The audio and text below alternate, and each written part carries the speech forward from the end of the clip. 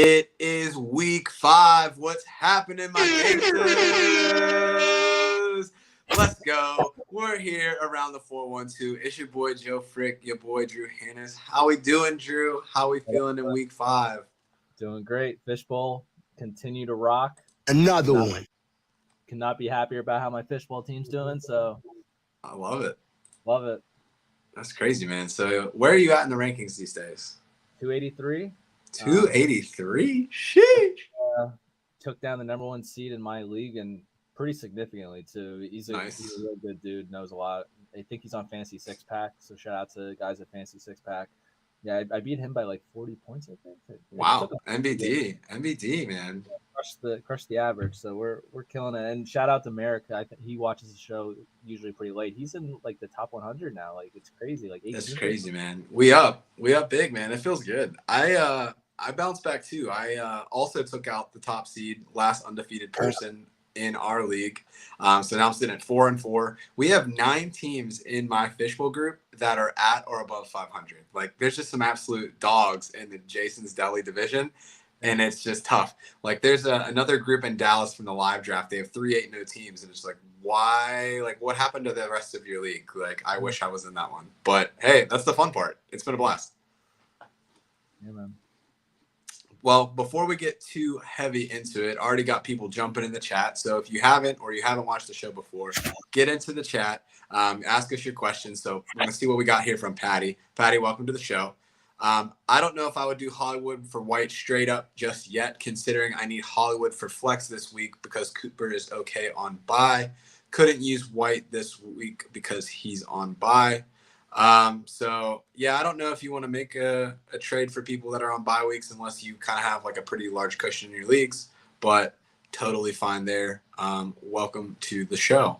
But Drew, as always, typical start of things. Let's hear about some injury updates from the past week. Yeah, so we can start out with the easy ones. Pittsburgh Steelers guys, we're not going to be starting them anyways, but Kenny Pickett is still nursing that knee. He had a bruised knee. It sounds like he's going to play. Pat Freiermuth, which you may have been starting, but hopefully you weren't. He has a hamstring, and he's going to miss a few weeks probably. He's definitely going to be out this week, but he'll probably come back after the bye. Hamstring as well for Mike Evans. They're on a bye, so there's not going to be much information we get yet, but you might want to prepare for week 6 just in case he's going to be out. Justin Herbert fractured his middle finger. He played through that. Didn't really look that bad playing through it, so the expectation is that he's going to be okay. Javonte Williams has a hip flexor, which he could potentially play through. There hasn't been a lot of information yet, but he's going to probably come down to the wire. Be surprised if he plays. Don't be surprised if he doesn't play. Khalil McLaughlin had a big uptick in snaps. He did. So he's interesting. It looked like Samaje Perine role did not change at all based on the previous weeks. Same amount of snaps. Khalil McLaughlin also, he struggles in pass protection, but when he was on the field, he was getting the ball. So he was it's waiver wire ad last night if you were able to grab him. And then T. Higgins suffered a rib injury, fractured ribs. I'm a little concerned about this one. He might play, but I don't know if you recall, but like T. Higgins has a history of kind of like pushing himself to play and then leaving after like 1 or 2 snaps, realizing it's not going to work out. So I'm worried that he could be a guy that ends up playing and then not making it through the game, coming out of play tolerance. But he's a guy you'll also have to monitor. Cool. All right, so we got another question in the chat. Which side of a trade do you like more? Saquon Barkley, Jacoby Myers, for Jamar Chase and Gus Edwards? Yeah, this one's kind of tough. Is it? I think it's kind of tough just because the Bengals have been so bad. I like Myers as a player. I think he's done pretty well. I mean, Gus Edwards might probably have a big week this week. Saquon does stay healthy. I mean, I probably prefer the Chase side, but there's concern there because of their production just hasn't been there all year. I mean, he's getting all the targets though, so at least he's a little bit safer. Yeah. So if you haven't been on the show, a resource that I use a lot, which is a great one, is there's a guy that's on Reddit who now actually does work for 4for4, peaked in high school. So he publishes a trade chart every week. So right now he has Jamar at 48.5 trade value in full PPR. He has Saquon at 46.5, so not really a huge drop off there. And then for for Jacoby Myers, he has him at about a 10. I don't know if Gus Edwards is even on his sheet. Gus Edwards is a 1.5. So to me, I really like the Raiders offense. It doesn't look like they're using anybody except for Devontae Adams and Jacoby Myers. Yes, you have Saquon coming back from the injury, but I like the move personally. I would take the Saquon and Myers side if it was me. Yeah. I mean, I like both players. I think Gus Edwards been slighted a bit there. I mean, it seems like he's the guy. Yeah. Well, it depends. That undrafted rookie, Keaton Mitchell. Yeah, he's been activated. He's on the 21-day comeback list. I have a feeling that he might end up taking over that backfield. I mean, he had a lot of buzz in the preseason, very similar to Kyron Williams, if you remember, before he had his injury, where it's like, hey, we really like this guy, really like this guy. So, yeah, and it looks like the person that proposed the trade also is on. Oh, he's I guess not sure if we're getting or receiving, but it says I'm the Saquon and Jacoby side. So if you're getting Jamar, I think it's an overpay. But I do like it if that's what you're receiving. So thanks for the question. Good to have you here, and welcome to the show. But any other injury updates for you, Drew? The only other one I had was I just want to note Geno Smith. He was able to come back in the game after he had that ankle injury, but I didn't think that he looked too good. So it's something you might want to monitor if you have some swelling or anything later in the week. He could miss if something like that happens, or this could impact him moving forward in his production. Cool. Sweet. All right, so then let's transition a little bit into some daily headlines. So I know we talked about injuries a little bit, but let's talk about things from a positive light, right? So coming back this week, activated from the IR into that 21-day, let's see how it goes, how it feels window. So first one, Cooper Kupp. Obviously, this is going to have some impacts on your boy, Puka Nacua. How are we feeling about Cooper Kupp potentially coming back into this offense, and what does that mean for this surprisingly hot Rams offense 4 weeks into the season? Yeah, as far as Puka goes, I'm still not really worried about Puka. The numbers that he's having are playing over his head. You should have never expected this to be full season anyways. My main thing with Cooper Kupp is, will he stay healthy? They're obviously saying that it wasn't as bad as we expected. So I think by putting him on IR, we talked about this before the show, I think they put him on IR. That way he couldn't push to play. They gave him the 4 weeks. We're this is what you're doing. You're going to come back in week 5. We're going to make sure you're fully healthy, no more concerns type of thing. But my main concern with that offense at all has nothing to do with having Cooper Kupp added. I think that they can sustain both of those guys and Kyron Williams. They've shown it in the past. I think my main worry is if Matthew Stafford gets hurt. As long as Matthew Stafford is on the field, I think that both guys are going to produce. And that's all we really need is 7 to 8 targets, maybe 9 targets. We don't need the 15 targets he's been getting. That's just outrageous to expect. Yeah, no, that's a good point. And I do want to talk more about that target piece here in a little bit. We're going to bring up kind of the target leaders for the first 4 weeks of the season. And I was actually surprised to see that. I mean, historically, when you think about Matthew Stafford, they say he really pinpoints on one guy. But I mean, if you look at Puka Nacua as well as Tutu Atwell, both in the top 20 for targets. So there is enough to go around. Since he's been the number 1 guy, even if he slides to number 2, still a lot of meat on the bone. And I don't know if you've seen any of the highlights from the last week's game, but Matt Stafford was throwing some darts, in some tight coverage. I know there was a lot of concerns going into the year how healthy he was going to be, but he looks really good right now. Yeah, exactly. I mean, he got dinged up a little bit too, and it still didn't look like it bothered him at all. Yeah. And they have a good matchup this week against Philly. So Cooper Kupp comes back. I think both need to be in your lineup. I'm not even concerned. Love it. Cool, man. So we got a rate my team kind of thing right here. So we're going to do that real quick. So T-Law, Sam Howell, Kamara, Breece Hall, JT, Saquon, Devontae Adams, Amari Cooper, Jacoby Myers, Terry McLaurin, Godwin, Palmer, Travis Kelce. And then this is a 12-team full PPR. I really want to be in this league. Yeah, I like your team a lot. I don't know if adding Chase really adds anything personally. I think that Brees has been struggling. They did just say this week that they are taking off like any limitations to carries. So that's a nice win. Kamara obviously looked good. We're going to talk about him a little bit here on the show. JT, we were actually about to just talk about him also coming back from the window. Zach Moss has been serviceable, but we'll see how it goes. I do think that, although probably the weakest part of your team is the wide receiver room.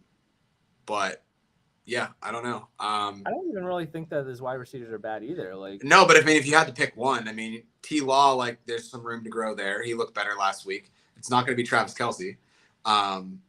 It's not going to.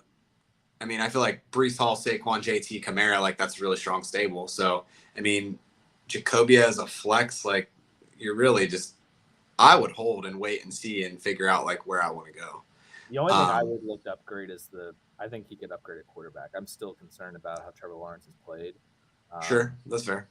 I think his wide receivers are deep with Terry McLaurin and Chris Godwin. If Mike Evans misses time, Godwin obviously popped off last week when he came out. So I think that there's a lot of depth throughout.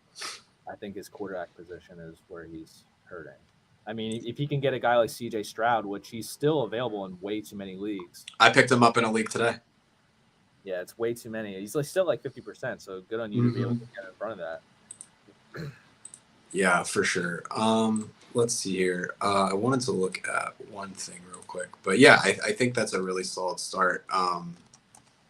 So we'll see how that lands. But yeah, you could make the trade. I don't think that Chase is the person that I'm necessarily targeting. Burrow did say that this is the healthiest he's felt after a game this week, but for a team that's supposed to be a Super Bowl contender, they are looking a mess right now. Like, for all the chaos that's going on in Pittsburgh, you'd think that we were the Bengals right now. Yeah, and for him to say that he feels healthy, like, that makes it worse for me because he doesn't look it. Like, if you feel good and you still look that bad, then what's going on here? And think about the matchup. That was supposed to be a get-right game. The Titans get decimated in their secondary. Like, you can throw on them with ease, and they looked terrible. Yeah. And now with T. Higgins getting banged up, that's only going to put more pressure on Chase. So We'll see what happens. So I don't know if that's a deal that I would be looking to make personally. I don't know. All right. So as always is tradition. Chad, welcome to the show. How you doing, my friend? So Ronald Rivers, he worth a stash given Kyron was pretty much dominating all of the work. So he's effectively become the second string running back. How are you feeling about Ronald Rivers? Do you have an opinion? More of a Ronald Ocean guy personally. But. He's a handcuff. I stashed him in a few leagues where I'm having a lot of Kyron Williams exposure. You're not going to start him though unless he gets hurt. Like, Kyron's the guy. So if you have the space for him, great. But like, if you can get a guy like Roshan Johnson or like Tajay Spears that we'll talk about later on as well, like, and stash them just in case they pop off, I would do that over Ronald Rivers.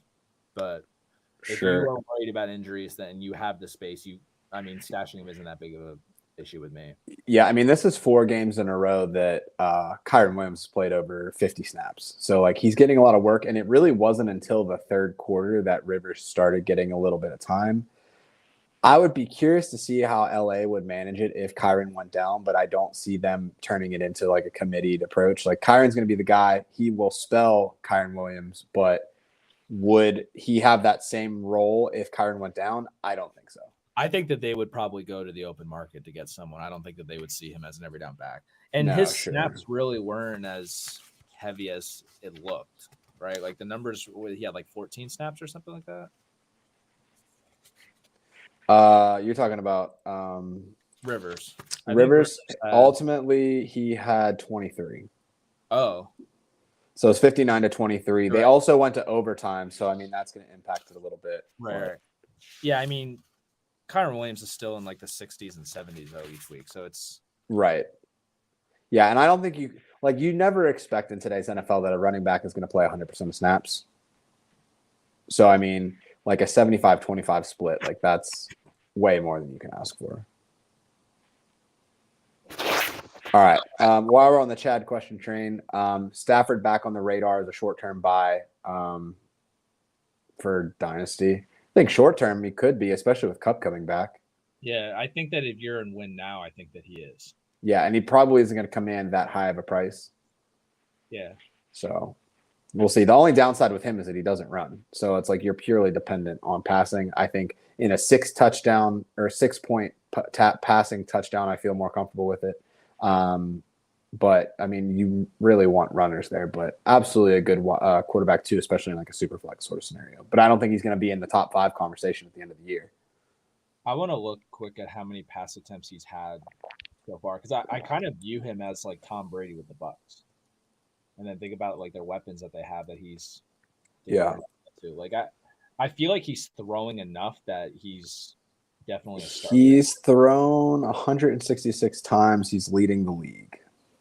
There you go. Like that's what Tom Brady was with the Bucks, and he was a top 10 quarterback for sure during those times when they were good. Not his last. The tough part is he's only thrown 3 touchdowns. So it's like it's great that he's throwing all those. I think when you get cut back, like that could be like a play that's going to increase. But it's like if you look like Kirk Cousins is number 2, 157, 11 touchdowns. Burrow surprisingly at 151, 2. Stroud is tied. He also has at 151. How many touchdowns does Kyron Williams have? They're just running the ball when they get close. Pretty much. Yeah. I think that'll when Cup comes back and he's at full health. I mean, that'll be correct. So I guess the question becomes, I mean, like, do you see Cup getting his role back in full? Do you think that they change the offense now that they have this additional weapon? Like, what do you think happens? To me, I see it as like Cup's going to go to form. Doesn't mean that Puka's going away, but I still think that offense runs through Cooper Kupp. The thing that's weird though is I don't know if you saw McVay's comments today on him. They essentially were saying like these are the routes that we expect from him, like those deep crossers. Like they essentially said that he's just going to be that deep crosser guy, and he gets open, and Puka's going to do everything else. So it's like Puka might outsnap Cooper Kupp week to week just because he's doing like his route tree is larger. Yeah, it'll be interesting to see for sure, but I don't know. All right, cool. So on the headline front, we talked about Cooper Kupp. Let's transition a little bit. Talk about Jonathan Taylor. Also practice in full today. Sounds like he may be making a comeback this week. What do you think of it? What do you think it does for the Colts offense? And where do you think we go from there? Yeah, I mean, I think that they're probably going to ease him in. Obviously, Zach Moss has played well. You don't take him like completely off the field because not only is that going to harm Taylor's risk of injury, but I feel like the locker room's just not going to vibe with that. If he's played so well and there's like this guy just because he's Jonathan Taylor is going to come in after not playing all camp and just getting his workload. From a fantasy standpoint, the only thing I'm really worried about is that Anthony Richardson's goal line usage is going to decrease, and he's not going to score as many touchdowns. I think that when they get close, it's going to be Jonathan Taylor. So, I mean, that kind of stinks, but I think that he plays this week. I think he's going to get probably at least 50% of the snaps. And, I mean, you have to start him at this point, right? Unless you have better options. Just no, yeah, for sure. Cool, man. Yeah. I like it. Yeah, I mean, I think do they ease him in? I don't know. I think it'll be curious. Like, yes, he had the holdout, but like, how much of it really was like injury related, and can the team be that mad at him for it? Like, he didn't go on IR because of a contract dispute. You know, it almost alleviates the burden of that. Like, you kind of forget about it because it's like if he still had the dispute, like he could say, "I'm not playing. I'm holding out," but he's just playing. I mean, he didn't do anything though, so. No matter what, if it's injury related or if it was contract related, he didn't do anything. So like, right, yeah, he can work out all he wants, but like, football conditioning is different than just regular conditioning. Valid. No, yeah, that's very true. All right, let's transition a little bit. So one of the things we want to talk about today and really kind of show is the kind of our current targets across the league through 4 games. So let's take a look at that real quick. Obviously, big surprise at the top of the list. Maybe not now that we're into the season, but I mean, if I told you Puka Nacua was going to be leading the league in targets after 4 games, you'd say, man, you're crazy. So this is data that we got from Fantasy Pros. I'm currently looking at the top 20 target getters. Is there anything that stands out to you, Drew, right now about maybe potential targets that are buy lows or players that you didn't expect to see here and what you can expect moving forward? Yeah, a couple guys that pop off right away is Jamar Chase first and foremost at 6. Like they've looked so bad, but the usage is still there. So I consider him a buy low for teams that are, afraid that it's never going to get better. We trust the talent. Obviously, if he's getting an average of 10 targets a week, that's exactly what you want from your wide receivers. So he's a guy that I would try to buy low on. Another one that I'm a little, I'm confused by is Michael Pittman. I just didn't think that the Colts offense would throw as much as they have, even though, they haven't had Jonathan Taylor, but it's still a rookie quarterback, and that's a lot for him to do. And Josh Downs has also been getting a lot of targets. He's not at the top of the list because he's been like up and down, but they're throwing the ball a lot. And I'm wondering if he might be a sell high considering Jonathan Taylor coming back. I think that the amount of times that they throw week to week could decrease. Another guy that I like to see there is Garrett Wilson. I know that they've struggled, but if he continues to get his targets, you just got to hope that he gets into the end zone. So it's not all bad with him. To your point before the show, we saw Tutu Atwell there at 14, and you said that earlier. That obviously validates Puka Nacua with Cooper Kupp. Seeing Nico Collins there at 17, we like that. Yeah, it was. I was surprised going into last week. So it was like there's been a lot of hype. Tank Dell really taking over that offense, but really Nico had the big game against the Steelers. So I think that they're both rosterable players, obviously, but I don't think that they're as far separated from one another as we initially thought. Right. So definitely cool to see. But yeah, I think one thing that came up, and this was a question, is how much is like the Eckler, Mike Williams injuries, how much are they benefiting Keenan Allen? Is this pace that he's on sustainable? Obviously, having a game with 20 targets is going to inflate things just a little bit. But at the end of the day, Keenan's been a target hog his whole career. So, like, to me, like, I'm not worried about those things. Eckler's probably going to dive into that a little bit. To me, like, Eckler is going to take way more from, like, a Josh Palmer than Keenan Allen, in my opinion. So, yeah, I personally don't think that it's going to impact the wide receivers as much. I mean, Josh Kelly was getting a lot of rub. It's just that he wasn't effective. I feel like you could just, sub him back in. I mean, the touchdown equity could decrease for Keenan Allen. I thought Josh Palmer looked really good too, which is great for anyone that was able to get him off waivers. I think that he's a good, solid wide receiver too, surprisingly. That clutch, he had a really clutch play in the fourth quarter there up the left sideline. That was really nicely done. Yeah, I like him. We didn't mention Romeo Doubs, which is someone that you brought up. Yeah, the last 2 weeks he's been killing it. I was shocked. I mean, I was bummed because last week, as you know, I picked Luke Musgrave as my only fantasy player of the week. He goes down with the concussion with a stat line of 1-1. So awesome. But Dobbs last 2 weeks, it was like, all right, with Christian Watson coming back, like, all right, it's been fun. Like, see you later. But Love, I think, really has that connection with Dobbs. And, like, you can't really dispute that. So we'll see if that changes going forward as Christian Watson gets more integrated into that offense. But Dobbs at 16, I wouldn't have expected that. So things are looking up. And I think for me, it's like Jordan Love is a quarterback that I would be extremely interested on picking up. He's kind of had to save himself these last couple of weeks with some rough starts, but I think you can get him relatively cheap in a trade. So I like it. Anybody that you're not seeing that you're surprised by? I mean, I'll scroll through the next 20 or 30 for me that I consider more of a sell high. I'm kind of been surprised with Christian Kirk leading the targets in Jacksonville. He got 35 targets on the year. I mean, it's not that high, but I still think Calvin Ridley could be something later in the season. Maybe he needs to work back, missing all that time. I think that he could be considered a buy low. I mean, what about Deontay Johnson? I still consider him a buy low, someone that we obviously are not going to see there because he's missed time, but I think after the bye week. Well, yeah, so he is eligible to return to practice after the Ravens game. I would say that based on the way that the Steelers have performed, no one is really looking to acquire him. I think that could be said about anybody on the Steelers right now. I think Najee you could get for free. Deontay you could more or less get for free. George Pickens, like he had that one pop-off touchdown, but that's really it. If I had to put a money on any of those horses, it's probably going to be Deontay just because of his ability, despite the inability for the offense to do good things. Like, he doesn't need to be schemed. Like, he is good enough on his own to get open. And I think that's going to play a big role in the offense. So we'll see. I don't think he's just going to magically turn into like the target machine to the level that he was when, say, like Ben was still playing. But he's somebody that I really like from a dynasty perspective, especially if he has like not a great start. Because it's like, one, his time in Pittsburgh's probably done, and then he's going to be great wherever he goes. So yeah, I don't think it's a bad idea. I mean, I'm down on the Steelers entirely, and I'm obviously angry. But Deontay's the one guy I think that you could start week to week because I do think that he can keep that same target share just because he gets open so quickly. And that's clearly what the Steelers need, someone that they can just get the ball to early.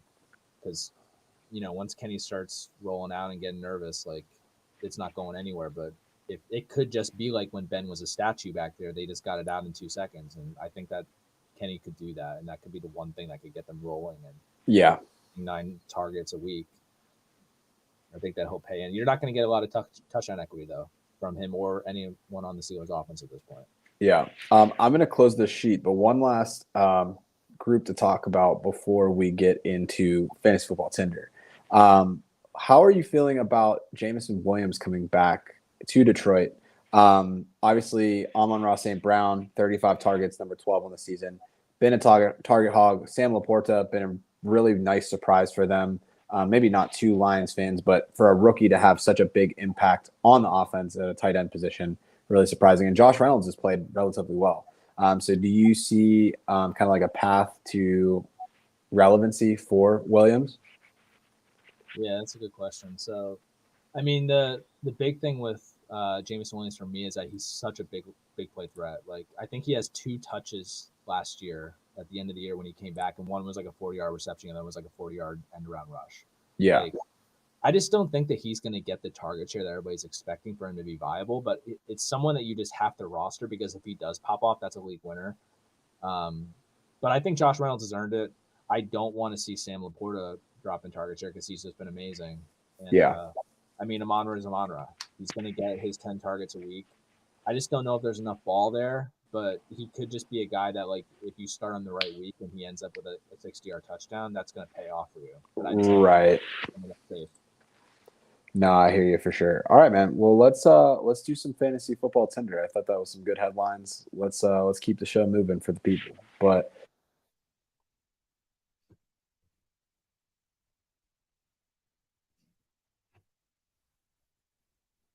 it seems like we lost Joe.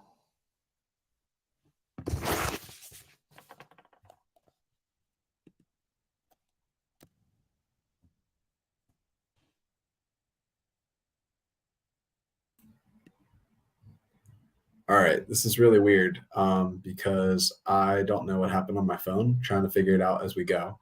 But we'll just keep rolling and we'll see what happens. I also can't hear you because my speakers are also through things, so I'll just wing it until I figure it out. But if you haven't been on Tinder before, way this works. So we are going to put up a topic that's kind of relevant in the fantasy football world and see how we're feeling about it. If we like what's happening, we're going to swipe right. If we don't like what's happening, we're going to swipe left. So, for example, let's bring up our near dear friend, Zach Smith. So, a lot of turmoil in Pittsburgh at the moment.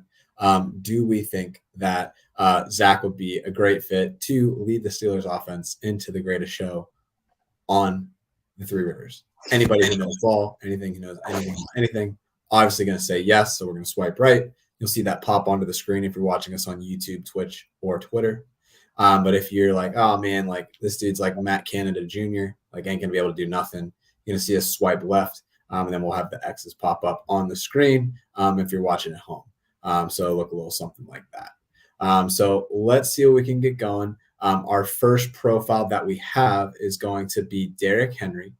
So Derrick Henry had a little bit of a bounce back game this past week. So he had 22 attempts, 122 yards. He had 1 touchdown on the ground, reception for 11 receiving yards, and he even threw a jump pass touchdown on Sunday. So, Drew, my question for you, as I will disappear again here momentarily, has the king returned? Yeah, so for me, the king has returned. This is going to be a little confusing for the audience at first, but I do believe that Derrick Henry is going to be a sell high. I just don't think that he is a sell high yet. So I think that his schedule benefits him for a few more weeks here, and I think that you could get more value if you can get more repetition. If he's able to stack up some more games, you don't have to go just off of name recognition. I think you'll be able to get a little more out of him. But he is definitely going to be a sell high within the next few weeks. If not, if you want to get out now, that's fine. But he's splitting snaps with Tyjae Spears, and they were leading 27-3 for most of that game. They got ahead early and they just piled on the Bengals. They didn't do anything on offense to even make it a threat. And he still split those carries 50-50. So it's definitely someone that you definitely want to get something for when you can. I just think the Colts, the Ravens, I think if they can stick with the Ravens, which in the past they've been able to stick with them. I mean, they've seen each other a lot over the years, win their division and, playoff matchups and stuff. They've been able to stick with them. I think that they're able to handle that. I think when their bye comes around or right after the Falcons game or the Steelers game, which that the Steelers are going to be struggling to stop Derrick Henry, that might be the best time to sell him, but he's definitely someone that you should start considering offers for. But I'm going to say that you're going to, sell high, but just not yet. So I'm going to buy that you're going to keep him for a little bit longer, but definitely someone that you should start considering as a sell high. Yeah. As the Hound said on the Game of Thrones, like season 4, F the king, man. I'm gonna swipe left on this one. He's really had a tough start to the year, kind of like you said. Tyjae Spears, it was a 39-35 snap split in a game that was very much a Derrick Henry dominated script, right? So to me, it's like, yes, like he did look good, but I don't feel good about him moving forward. Kind of a interesting matchup this week. Who do they got ultimately this week? Which their defense has been solid, but I kind of don't look at division the same way. Colts 20.8 points per game, middling matchup this week. So I'm not like afraid of it. And I think that people are going to point to exactly what you're saying and saying, hey, he looked good. Like I'm good with that.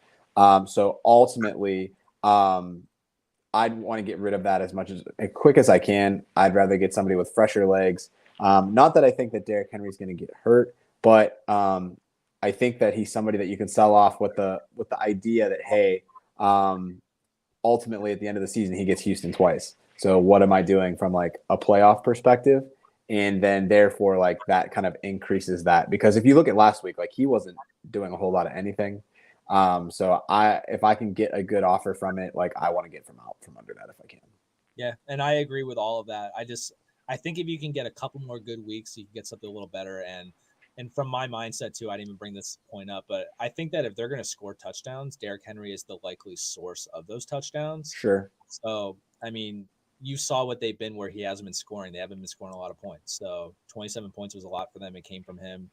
I think that they're going to still try to work him in a little bit more, score some more points. But ultimately, 50-50 snap share, it's something that you definitely want to get rid of. It's just that maybe after 1 week, it won't be enough to do it yet for me. Yeah, and I would just think that it's like, yeah, they were up, so maybe it's like, all right, you don't want to put more carries on them than you need to. Right. But it was like that was the game to kind of put things away, and it's like, yeah, I don't know. It was very surprising to me. Before we get to our next profile, we got Super CMB Challengers. Welcome to the show. Question is, would you trade away DK Metcalf for Amari Cooper? I want you to go first with this one because I'm not really sure how I feel about either side. I would want the DK Metcalf side. Amari Cooper is like a fantastic route runner, but I'm still not convinced in Deshaun Watson's ability like throughout the season. Yes, he kind of had that like better performance 2 weeks ago. Didn't play last week, but to me, it's just like the idea of like being away from football for that amount of time. I think it's very difficult to sustain success, and like I would rather not have any shares in that. I do think that there is concern that like as JSN gets healthy, that like that's going to eat into the target share of both Metcalf and Lockett. But Metcalf's young. He's great. Really big playability.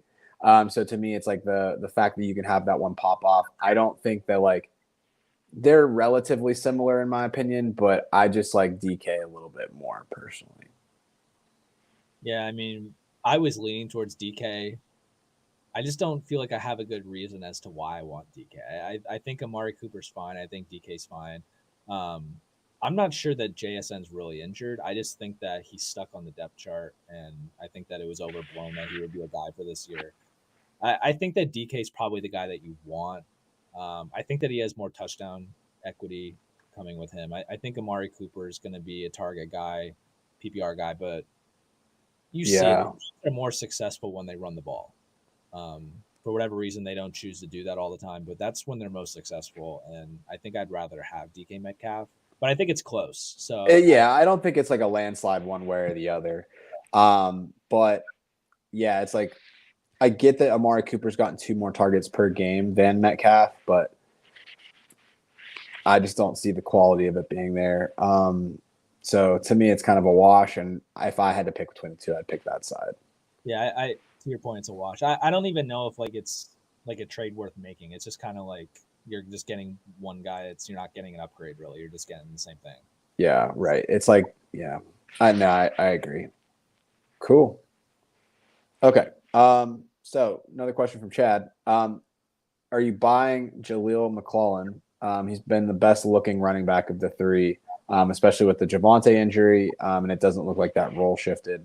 I know that for me, one of the lessons learned that I have going into the season is that I haven't been aggressive enough on the waivers early, and I've missed out on some players because of that. So seeing him pop up available to this week on waivers, probably overpaid a little bit on him, but I got him. I don't really know how that rolls forward. I don't think they're going to give up on Javonte, but as a 1-week fill-in, especially as buys are starting to roll in, I think that he has value. I just don't think that they're going to clear up that situation. And if Javonte's healthy enough to play, I don't think that he's going to get enough tread to be startable. He might pop off a big run everywhere. Best ball would be ideal because you can just have him at the end of your lineup and do whatever. But I don't feel comfortable necessarily starting him if all 3 players are active for the game.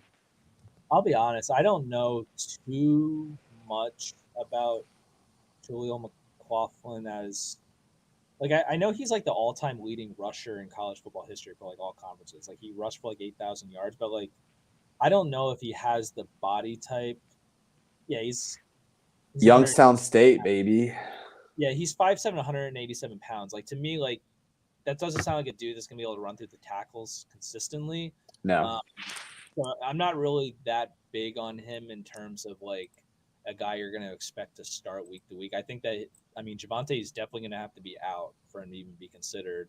I just think that he's going to be a fill-in if he doesn't play. But I have a lot of shares where I have Javonte and I added McLaughlin. I feel like if Javonte gets healthy, I'm just going to drop him. So I'm not really thinking long term.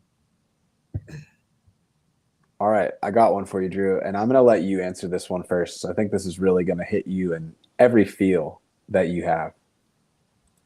Trade Amon-Ra St. Brown, Kyren Williams for Bijan Robinson. Wow.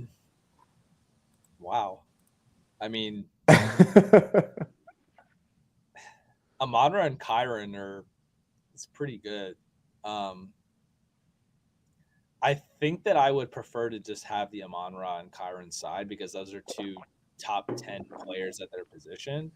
And Bijan still has Arthur Smith. You know what I mean? He's out snapping Tyler Algier significantly now, as we predicted in week 1.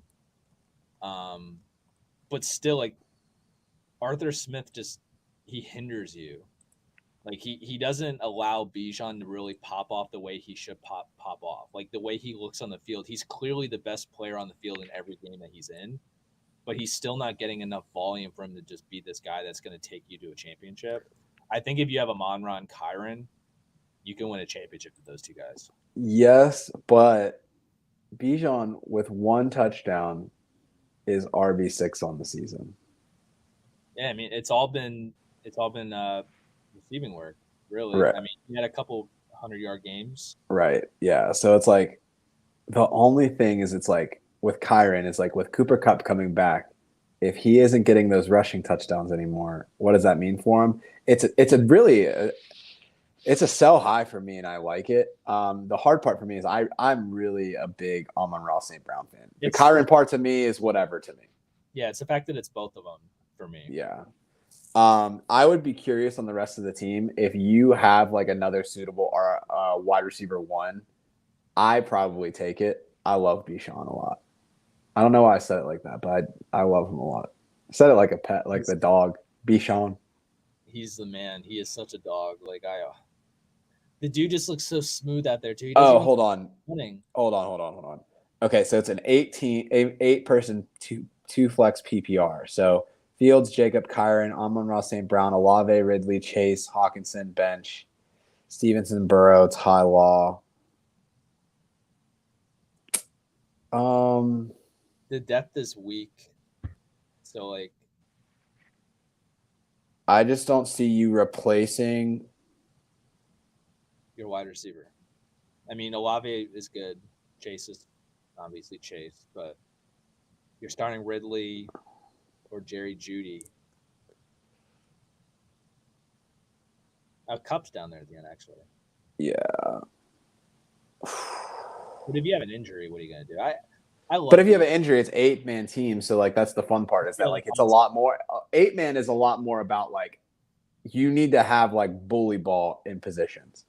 Yeah. I don't think there's really any position, maybe receiver, that you do have bully ball. So like giving that up, I don't know if I necessarily like that. I see if you can work a deal where it's not Amon-Ra and it's like, what about Chase? What about Chase and like a different running back? Yeah, I don't know. I don't think that they would go for it. Do you think they would go for like a Chase Stevenson, like just the two struggle buses? I was thinking like Chase Jacobs. Yeah, maybe. I don't know. But like, it's not. It doesn't. That's a lot, though. That's massive. I don't know. But it depends if you believe in the Bengals to recover. Like it's starting to get to the point like Joe Burrow should sit these next 2 weeks before their bye. But like the way they're looking at it is like they have the Cards and then they have another team that are like two easy matchups. But if they lose those games, yeah, like they're not like they're falling out of the playoff race early if they lose those two games. Yeah, I would try to avoid. I would probably trade Amon-Ra before I traded Chase. I have to do it. But I would rather do like Amon-Ra and like. What about Olave?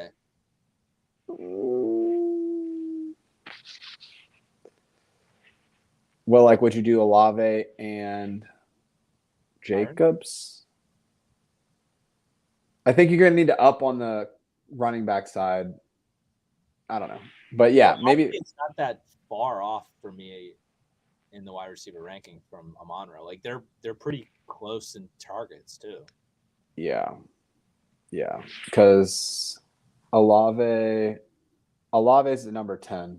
St. Brown's and that's like a separation of 3 targets. Yeah. Cool. But I'm actually I asked you this before the show if you watched that game because when we get to the next segment it'll make more sense. But like I don't know if Derek Carr is healthy enough to play that downfield. I mean, Derek Carr is just not a down the field ball thrower anyway. That dude's 20 to 20s 1 yard at a time. But he attempts to do it. It's just that he doesn't do it well. Yeah. But yeah, I think you try to rework the trade if you can keep Amon-Ra. To me, like if you have Amon-Ra and Chase, like you can whoever you otherwise throw in a receiver, you'll be fine. But yeah, cool. What's up, Platt? Bang it out. All right, jumping back. Who do you value more, St. Brown or Ayuk? Easy St. Brown for me, unless we're talking about Equiminius, which I just wanted to say that because it's such an awesome name. Yeah. Then it would be Brandon Ayuk. Okay. I got offered Kupp and Brian Robinson Jr. for A.J. Brown and Gibbs. Isn't Kupp returning? To me, that's a smash. See if you could do it before tomorrow night too, because they have the Bears. Yeah, talk to your commissioner, see if they can get that in because Brian Robinson has a great matchup. Gibbs has been quite disappointing. I think they're just gonna do what they do and let Monty go loose. I mean, hard to argue. Dude's been balling. But I feel like I could get 100 yards rushing. Have you seen the lanes that the Lions create on those plays? It's unbelievable. And Like it feels like we're watching a different sport. Too. It's yeah. Solid. All right. Ray Gamer in the chat. Welcome to the show. Ravens D versus the Steelers.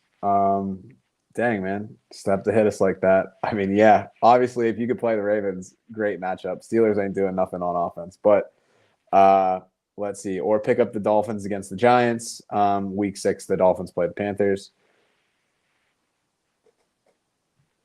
To me, thing for me, like you want to win this week, you can look ahead sometimes, but like the Ravens D versus the Steelers seems like a smash. They could sack them 10 times this week. Yeah, and yeah, I would play the Ravens this week. The Dolphins, if you don't get them for next week, I wouldn't worry about it. So Ravens D, hate to say it, but cool. Follow-up question from Ray: would you trade Montgomery and Christian Watson for Waddle, Amari Cooper, and Miles Sanders? Miles Sanders is a tough acquisition. He's Chuba Hubbard's been out playing him, man. Yeah, he's injured. So he's just pushing through just to get some snaps, but they're obviously concerned about his injury, and Chuba's out snapping him. So that's tough. It's tough to work back from an injury when you're playing still.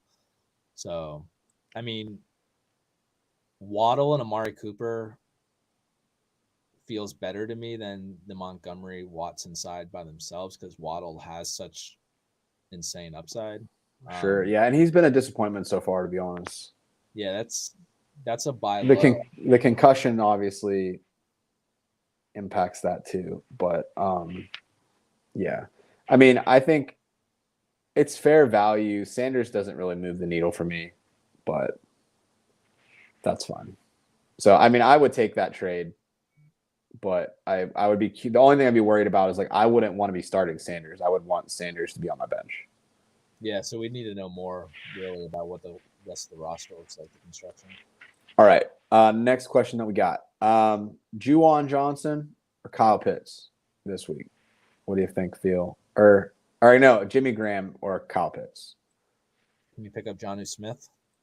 Yeah, I mean, that's what I would be looking at. Let's just look at the matchup real quick. So from tight end perspective, we've got New Orleans against the Patriots. The Patriots have been pretty stout against tight ends, 9.2 points per game.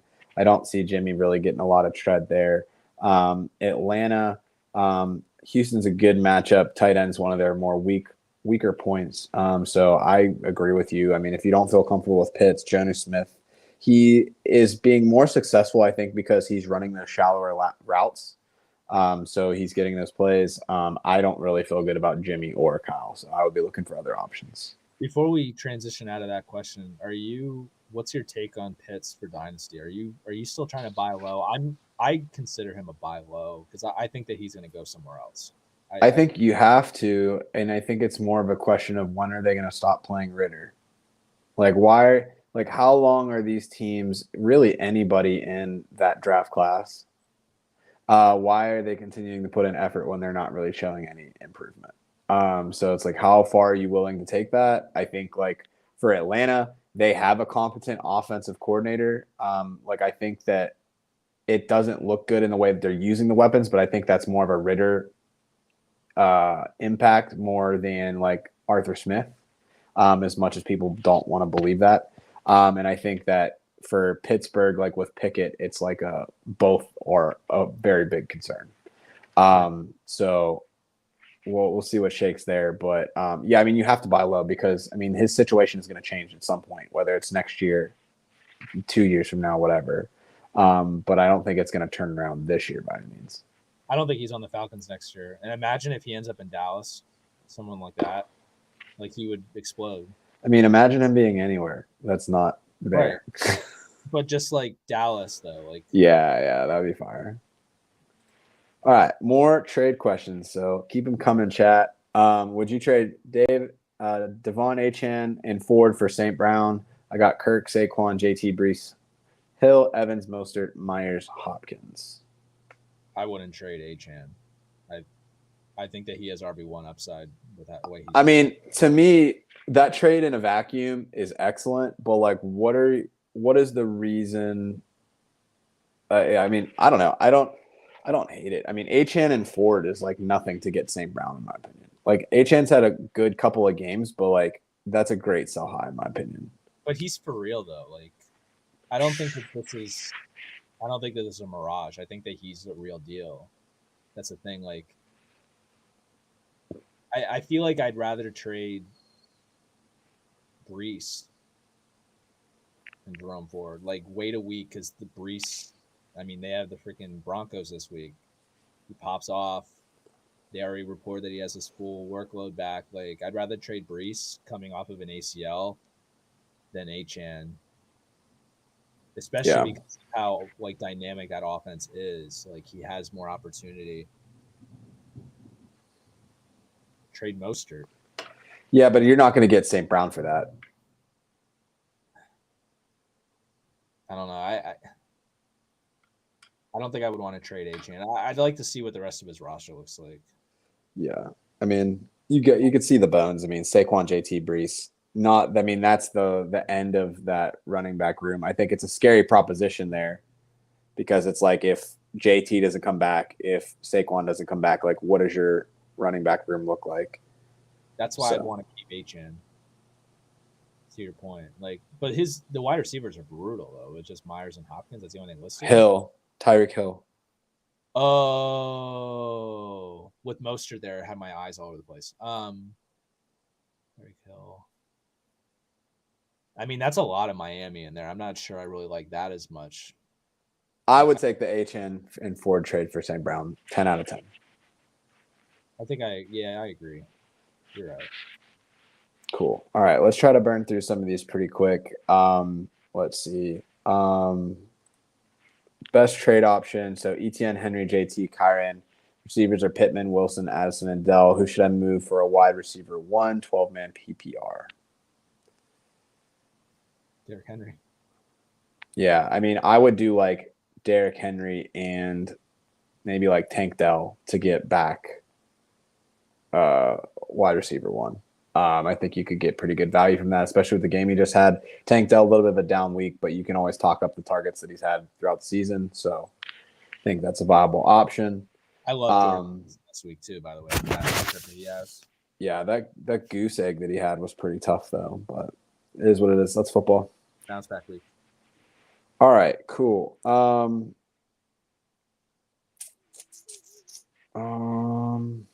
Let's see. Yeah, I think most of it's just feedback from the different stuff. So let's transition to our second Tinder. As y'all have more questions, definitely hit us up in the chat. But yeah, let's transition over to our next piece. All right. So second profile is going to be the return of Mr. Alvin Kamara. So reception machine last week. The most receptions that have been had in the season so far for a running back was 7. Kamara had 13 in his first game of the season. So Kamara returned back to his previous self. Drew, is it lights Kamara action for you, or do you think that this was kind of just like a fluky start? Yeah, I'll keep this one short. I believe in this. I look back in the last few years when he's been able to have 100 targets. He was in the top 10 running backs the whole time. And the big thing for me is that they didn't waste any time. They threw him in there, and he had a full workload. He had 49 snaps. He was clearly the guy. Condre Miller is completely off the radar now. They're going all in with him, and I asked the questions about Derek Carr's arm because I think that he's going to continue to get these dump offs because I don't think that Derek Carr can get it downfield right now with his AC joint sprain. So I'm all in on Alvin Kamara. If you were able to stash him the first 3 weeks, you're going to be rewarded for the next several. He was one of those players. He was the 4th running back that I drafted in Fishbowl in the 8th round. Felt really good about it. Getting all that stuff was great. The one thing I thought that was interesting about yesterday is I also swipe right. So you can see us both swiping. He looked good as a runner too. 51 yards, 11 carries. I mean, if you look at last year, like they really pounded him between the tackles and he wasn't able to do a whole lot. So to be able to see him kind of perform well, definitely something that we're excited about. The only thing that was odd about the game is that you would think that they would have had Kamara in on third downs, but he was outsnapped by Tony Jones Jr. on third downs. Which makes absolutely no sense. No. To me, that can't continue. Like Tony Jones does not belong on the field on third downs. No. It makes no sense. He could have just been gassed, Yeah, who knows? And I mean, the only thing that was tough about it is, I mean, you think, oh, he had 13 receptions. He probably is going to have like 50, 60 yards at least. 30. Only had 33. So Yeah. we'll see how it lands. But I mean, you can't argue with that kind of volume. I mean, that's 16 points right there. So good stuff. Yeah, just the catches itself. That's all you needed for him to be viable. Right. Yeah. So definitely easily running back 2 moving forward. Very much in the conversation of RB1. But cool, man. We all know what time it is. It's a great time. Let's get sexy with it. The worst time, honestly. Let's get sexy with it.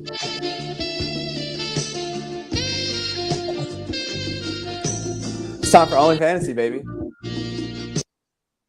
OnlyFantasy. You get one name, Drew. One name for the week. Yeah. So let's go back into a time machine. I was on a hot streak. Things were going good. So let's just talk about it. Let's just talk about what happened real quick. So, tough game. Tough week for the boys. Doing a lot of things well, but OnlyFantasy week 4 was not it. So, I had Luke Musgrave, top tight end matchup. Goes out early. 1 catch, 1 yard. 1 disappointed Joe. Drew, Roshan Johnson. They decided that Khalil Herbert was once again the guy and has reclaimed the backfield for Chicago. So, not what we want to see, man. So, what are we thinking? How are you feeling for this week? Where are you leaning? Before I go into my OnlyFantasy, I just need to flip off the Chicago Bears. That's why that emoji's there.